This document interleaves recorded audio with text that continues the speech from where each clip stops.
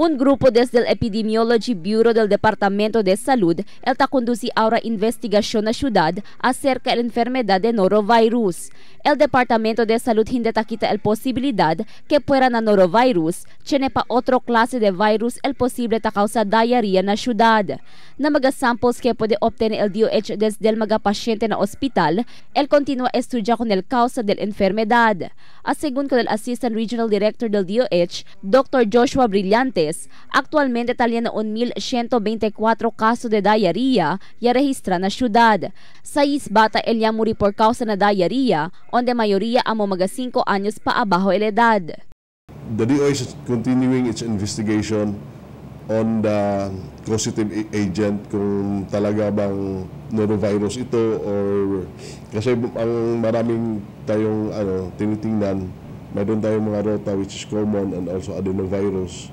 So these are mixed infection and all of them can cause diarrhea. So in fact, DOH is now sending teams from Manila sa Epidemiology Bureau. Según con Brillantes, hindi también sila takita el posibilidad que el virus posible la lleva el un balikbayan o un viajero sale na otro lugar.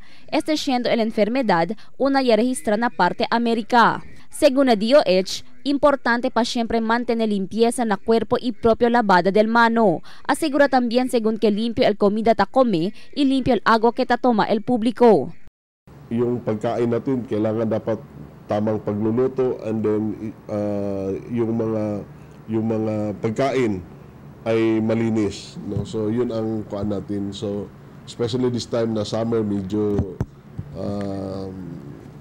yung water supply natin is limited, but we have to make sure na yung pag hand washing lang, yun ang pinaka basic na kuan natin.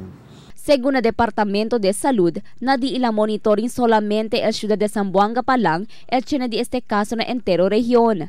Ta suhiri el DOH na City Health Office y mga health centers na mga barangay para mejora con di ila facilidad haber puede contestar na necesidades del mga pasyente chene caso de diarrhea.